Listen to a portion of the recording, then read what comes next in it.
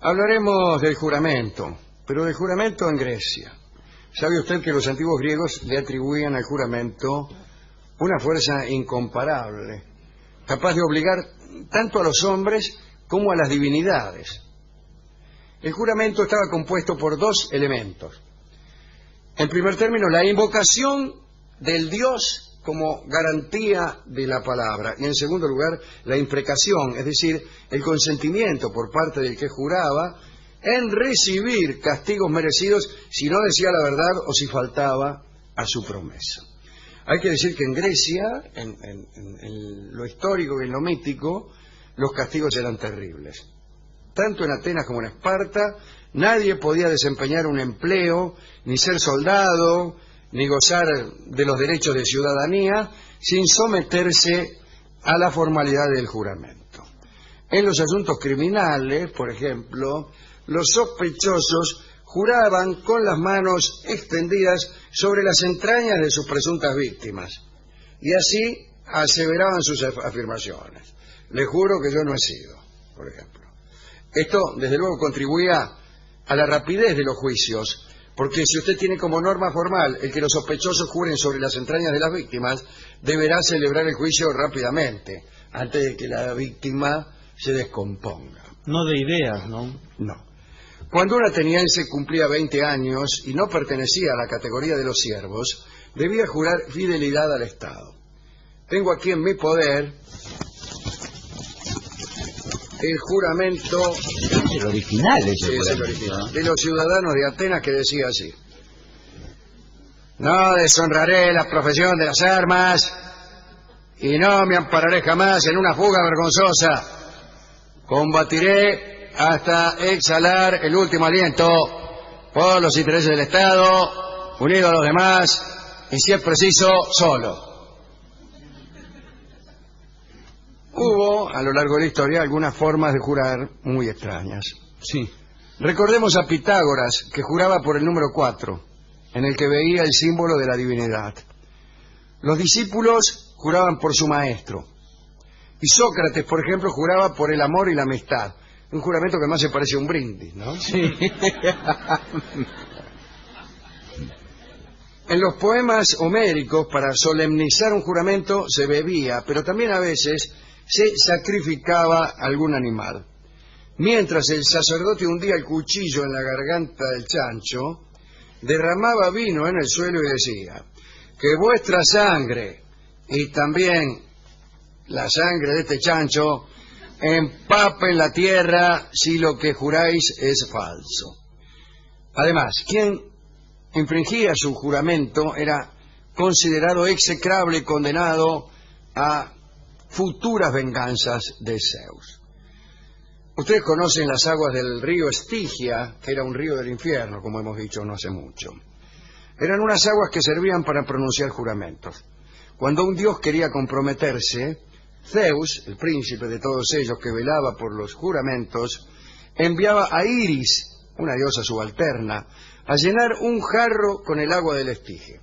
No era fácil llenar jarros con el agua del Estigia, porque estas aguas rompían todo cacharro, como hemos contado. Sí. ¿Se acuerda? Así que únicamente podía recogerse agua, según se dice, tomando los vasos invertidos de algún caballo, de un equino cualquiera. Ahí juntaban agua. Bueno, pero cualquiera que metía una cacerola para juntar agua del Estigia, bueno, se le rompía la cacerola, si me permite la expresión. Los dioses juraban por esas aguas, y si cometían perjurio, el castigo para un dios, ¿cuál era? Aquí lo tengo: permanecer un año entero sin respirar. Muere. No, porque eran inmortales. Ahí tiene la gracia. Una buena radiografía, Dios. Eran inmortales, pero igual les resultaba muy molesto no respirar durante un año. Tampoco podían comer durante un año. Recuérdense que ellos bebían néctar y morfaban ambrosía. Ese era el morfe y el escabio de los dioses, y por un año no podían. Durante 9 años, este dios que había cometido perjurio quedaba al margen de los banquetes y los bailongos de los dioses. 9 años. Después recuperaba todas sus prerrogativas.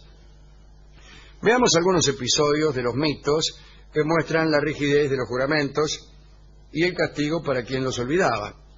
Hablemos de Acontio, un muchacho de gran belleza, lindo tipo de hombre, que vivía en la isla de Ceos. Un día Acontio fue a las fiestas de Delos y vio a una doncella que, acompañada de su nodriza, también había ido a venerar a los dioses de Delos. Y la muchacha era tan hermosa que Acontio se enamoró inmediatamente. Sídipe se llamaba esta chica, Sídipe. Acontio la siguió hasta el templo de Artemis y después hizo lo siguiente. Tomó un membrillo, no un dulce membrillo, un membrillo, esa fruta parecida a la manzana que nadie ve nunca. Bien.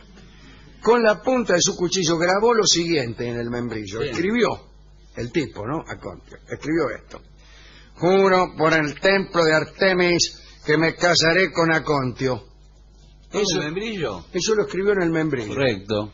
No es tan sencillo hacerlo, porque yo si intentara escribir esto en una manzana con un cuchillo me cortaría los dedos. Muy bien. Juro por el templo de Artemis que me casaré con Acontio.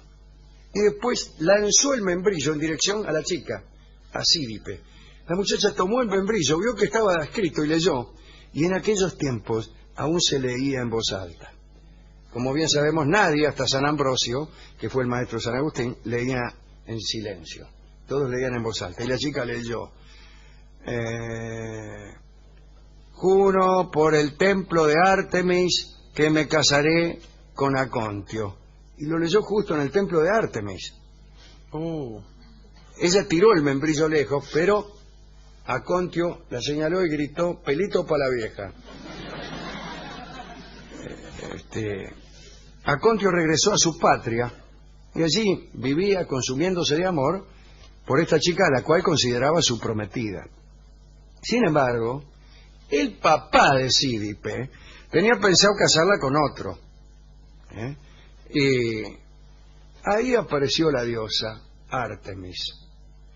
Cada vez que se iniciaban las fiestas esponsales de Sídipe con otro que le había elegido el padre, con cualquier otro que no fuera Acontio, que seguía en su pueblo, lo más tranquilo, la muchacha se enfermaba de un misterioso mal. Y cuando la boda se suspendía, Sídipe recuperaba la salud. Era la diosa que la hacía enfermar. Cada vez que el viejo le conseguía un novio, algo pasaba. Entonces, el viejo fue a consultar al oráculo. Fue al oráculo y dijo, escúchame, ¿qué pasa? Bueno, cada vez que mi hija se va a casar, dice, se enferma o algo. Y el oráculo le reveló que Sídipe estaba atada a un juramento. Le contó todo este episodio del membrillo. Y el padre lo llamó a Acontio, ya que el oráculo también le había dicho a quién estaba ligada por ese juramento. Y se resignó el viejo a unir a su familia a otra que no era tan noble, porque parece que los de la familia de Acontio eran unas grasas. Bueno. Pero bueno, lo había jurado la muchacha y el que jura, jura. Se casaron y bueno, probablemente no fueron felices, ¿no? Bueno, pero porque el cumplimiento de un juramento no garantiza la felicidad, sino más bien lo contrario. Además se caduca el juramento en un momento, ¿no? Si uno se No demora caduca, mucho, señor. no caduca nunca. No caduca nunca. Qué lindo decir, no caduca nunca. Mi amor no caduca nunca. Nunca caduca. Nunca caduca, mi amor. Un dialecto aborigen, parece, Sí, ¿no? Cuca nunca caduca. ¿Por qué no caduca? Otro juramento le pasaremos por encima, porque lo hemos contado hace poco, es el de Filoctetes. El arquero Filoctetes tuvo que ver con la muerte de Heracles. Mientras moría consumido por aquella camisa envenenada, Heracles le dijo, empezó a los gritos, me muero, qué sé yo, y había ordenado a algunos amigos que lo quemaran en una pira para evitar más sufrimiento. No que lo quemaran después de la muerte, sino que lo quemaran para que se muriera, porque no podía soportar el dolor que le ocasionaba el veneno de aquella camisa mágica.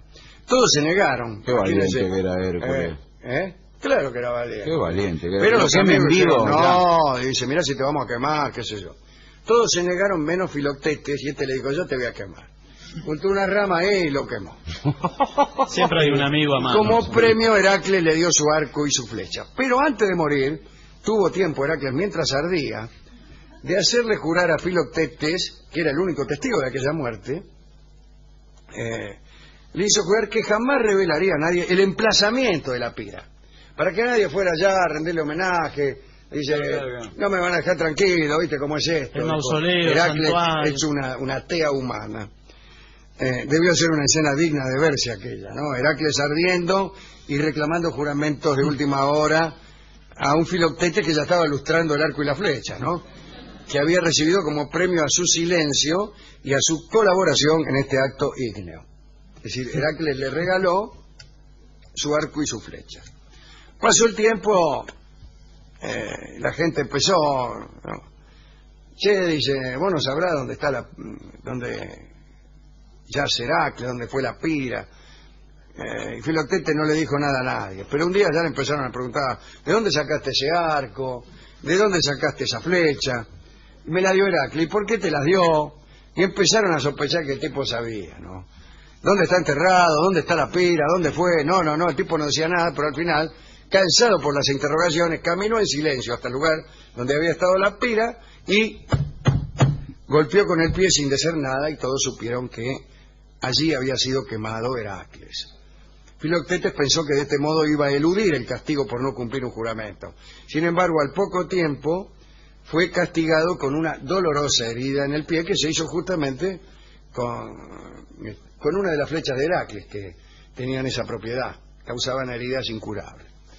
La herida además despedía un olor qué feo. acre, un hedor insoportable. Bueno, el texto dice, la herida en el pie despedía un hedor insoportable. No sabemos si la herida despedía un hedor o si el pie, incluso con anterioridad a la herida. Bueno, nos parece que la herida de todo. Por ese motivo, por aquella herida que no curaba nunca, Filoctetes, que quería participar de la expedición a Troya, no pudo llegar con los otros jefes porque todos lo abandonaban, mitad por el olor, mitad por los gritos de dolor que profería a cada momento. Me duele, me duele, me duele. No solo tenía mal olor, a la noche le dolía la herida, todos querían dormir, el tipo, me duele la herida, qué sé yo. Al final dijeron, no lo llevemos nada, vamos a dejarlo, no se puede dormir, y si se calla tampoco se puede dormir. Lo dejaron por ahí. 10 años más tarde, no lo contamos el otro día, Filoctetes fue curado porque cuidó de los hijos de Asclepio, que eran médicos de las tropas griegas. Miren qué médicos que tenía. Asclepio era nada menos que algo así como el dios de la medicina. Apolo, para curarlo, lo sumió en un sueño profundo. Apolo, que era el papá de Asclepio también. Mientras Macaón cortaba con un cuchillo la herida. Una especie de anestesia. Algo así, sí. Va a ver que sí, va a ver cómo acierta usted. La lavó con vino y se curó, pero bueno. Dice Grimal, este es el primer ejemplo de una intervención quirúrgica con anestesia, porque le dieron vino. Hasta mañana. Puede retirarse. Puede retirarse. Bueno, así que ya en los mitos aparece un procedimiento anestésico. Te dan vino para que no te duela. Bueno, estos son los juramentos y todo lo que tenemos que decir por hoy. Y las consideraciones acerca del incumplimiento considerado en sí propio, como diría el doctor Alterini. Podríamos terminar esta charla con una queja acerca del escaso valor de la palabra empeñada en estos tiempos, de cómo no se cumplen los juramentos, que a nadie le importa. Pero supongo que todos ustedes ya estarán hartos de escuchar esa canción en las peluquerías. No se puede ir a cortar alguno el pelo sin que el peluquero le diga, en mis tiempos cuando uno juraba algo, lo cumplía, uno cumplía con la palabra empeñada, mi viejo nunca firmó un cheque, mi abuelo le daba la mano, todas esas cosas, ¿no? Bueno. Pero también es insólito que siga hasta el día de hoy el juramento como forma. Sí, sigue, pero en general convengamos en que... por mi vieja que... pero ya lo que pasa es que como no tiene mucho significado, es nada más que un tópico de la retórica, ¿no? ¿Qué quiere decir? ¿Que si no se cumple lo que juró, se muere la vieja? Fulminante. Algo así, te lo juro por mi vieja, que se muera donde está. Enfatizaban Claro, algunos claro. cuando yo era chico. Pero tampoco pasaba, si No pasaba. nadie tiene la Acá se fuerza moría de... eventualmente, pero en otras circunstancias. Por eso perdió valor el juramento. Sí, ¿no? sí, porque las viejas insistían en seguir viviendo más allá del incumplimiento de sus hijos. Si no, imagínense, nadie tendría madre. Bueno, Si así no lo hiciere, Dios y la patria. me lo demanden. Lo que hay es una decadencia de la solemnidad. Todo es cada vez menos solemne, ¿no? Por ejemplo, vos te vas a casar y el tipo del registro civil es cada vez menos solemne. Sí, es cierto. Es canchero, sí. Sí, canchero, bueno, pará. Tenemos poco tiempo. Bueno, se firma acá, listo. Sí. No hace falta que le digan, ¿no es cierto? Bueno. Ujú. Algunos empleados comprenden, sin embargo, el carácter grave de esta ceremonia y tratan de instalar un clima serio, pero en general no es así. No es así. Yo digo que alguien tendría que meditar, posiblemente un psicólogo, posiblemente Rolón incluso, acerca del efecto que unas actitudes solemnes o incluso escénicas producen sobre las conductas humanas. A mí me dijo Rolón una vez que el placebo funciona mejor cuanto mejor envuelto esté. El placebo quiere decir Una medicina que no... esta medicina que en realidad no tiene ningún efecto, pero que opera con el convencimiento del paciente de que sí lo tiene. Entonces, mire, te traje esto que es especial para el dolor de garganta. Tomá 2 gotas porque me da más... 2 gotas de azúcar, Sí. de agua azucarada. El tipo se lo toma y se cura.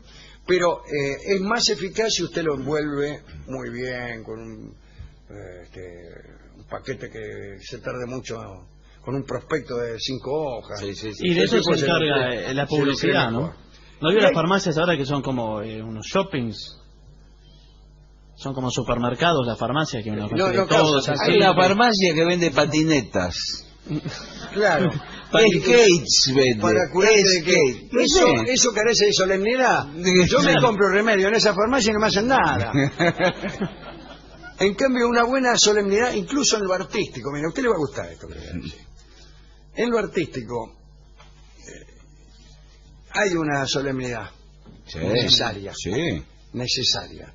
Si usted, por ejemplo, es cantante de tango, y antes de decir que la gente es brutal cuando se ensaña y feroz cuando hace un mal, cuenta que el pianista se compró un saco nuevo, desmerece. Y dice, viene acá, este pianista se compró... La gente que es brutal. A mí me pasó con un amigo alemán. Un amigo alemán que conocí hace algunos años, que vino a Buenos Aires y vino a un concierto mío. Estábamos ahí y en un momento determinado le digo, mira, me voy a tocar. Me dijo, ¿vas a tocar así vestido? Le digo, sí. Me dice, pues estás peor vestido que la gente que te vino a ver. Yo no me había dado decir algo cuenta. respecto a eso. Y me dijo, la gente no tiene la obligación de estar bien presentable, pero vos sí. Porque Tenía yo me cierta quedé razón. pensando. Tenía cierta razón, pero fíjese, a veces la no solemnidad o la vestimenta suya forman parte de una etiqueta, que es otra, que no es la del smoking ni la del moñito, pero es otra etiqueta, y que hace que sea más eficaz en algún género que usted esté vestido lo mismo que el público, y que sería ineficaz si usted se pusiera un smoking. Y asimismo, hay ciertos géneros musicales que requieren la liviandad del discurso entre canción y canción. Y yo le voy a poner un ejemplo. Si nosotros, mientras cantamos las canciones, las anunciáramos del modo más hueco, así, y a continuación haremos una canción de un artista que bla, bla, bla. Y esa gente que crea suspenso, Sí. empiezan a hablar de un artista que hizo, como si uno no supiera de quién está hablando. Bueno, en este programa eso sería catastrófico. Sí. Sería catastrófico. Es mejor, es más eficaz para el tipo de arte que hacemos, una cierta sensación casual, una cierta liviandad, No le voy a explicar por qué, pero baste con decir que no siempre la solemnidad hace que nos curemos del dolor de cabeza con una cucharada de agua. ¿A quién dedicar esta charla sobre los juramentos, sobre las solemnidades, sobre la necesidad de ser solemne?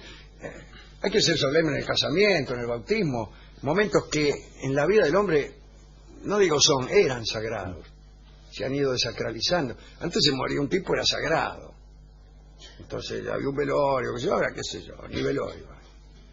Bueno,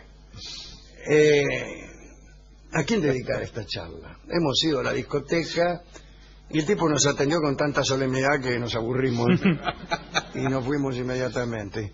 Así que hemos traído un disco de Lolita Torres, en donde ella canta de un modo muy particular la canción que todos conocemos y que se llama Te lo juro yo, probablemente compuesta pensando en los juramentos sobre las aguas del Estige en la antigua Grecia. Adelante, Lolita Torres.